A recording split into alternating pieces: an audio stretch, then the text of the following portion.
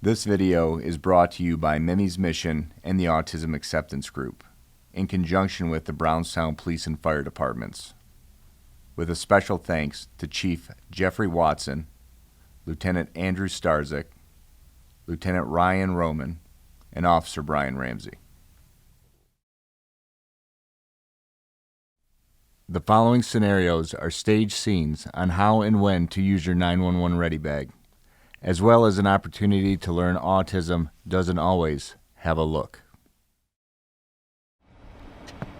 In this first scenario, the officer was reporting to a call made on a woman unresponsive in her car.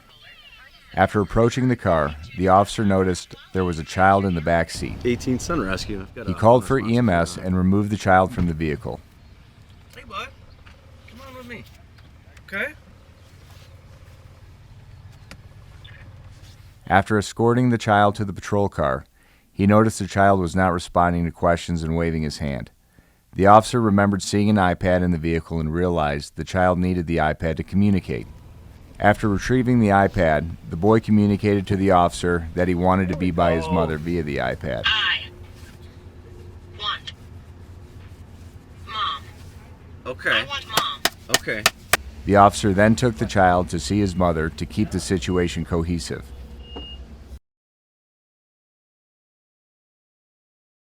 Debrief.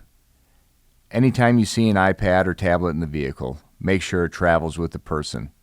It could possibly be the only way they have to communicate with you. Here, our police officer is responding to a minor vehicle crash. When he arrives, he observes it has turned into an argument.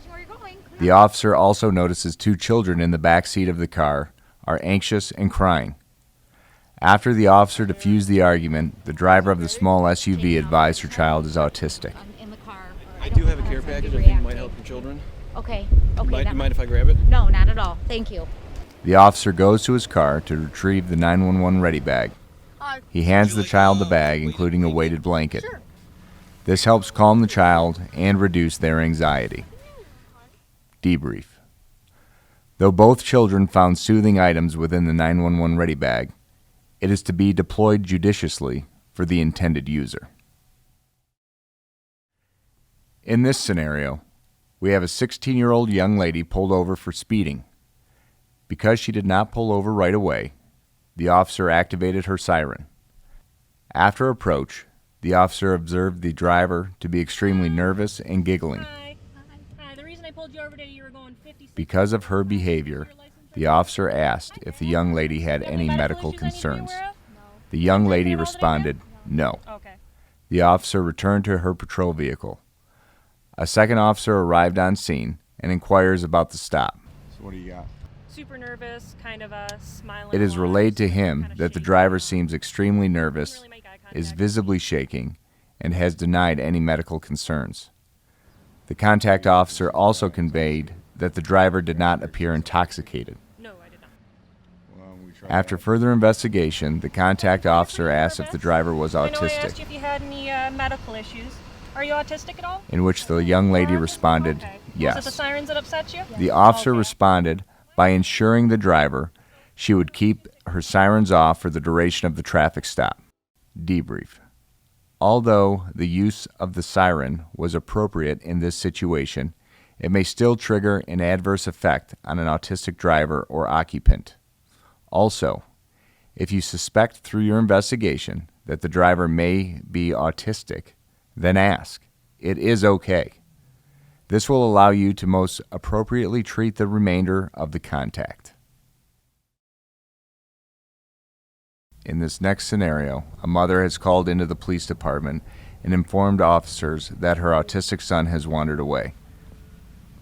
She advised to them that her son may reach for items on their duty belt. 18, I see him. An officer spots the boy walking through a local park and approaches the boy, being cautious with the information relayed to him. The officer tries to put the young man in the back seat, and the boy indicates he wants to sit in the front seat.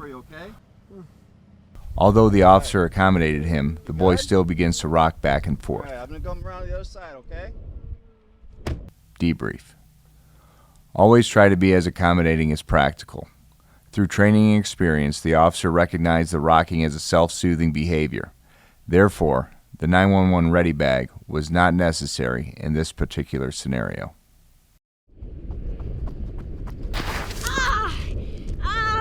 In this next scenario, fire rescue were called to a baseball field for an injured ball player.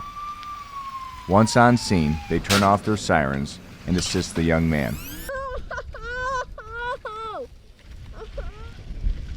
After securing the injured young man in the ambulance, they turn on the sirens to take him to the hospital. The young man covers his ears because it is too much sensory input for him and tells the first responders that he is autistic. The first responders then get the 911 Ready bag and hand the noise-reducing headphones to the young man and travel with no sirens. Debrief.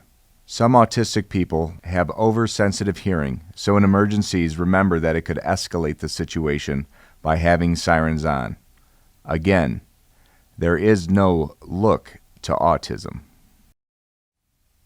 In this next scenario, several calls were made to police in regards to a suspicious man at the park.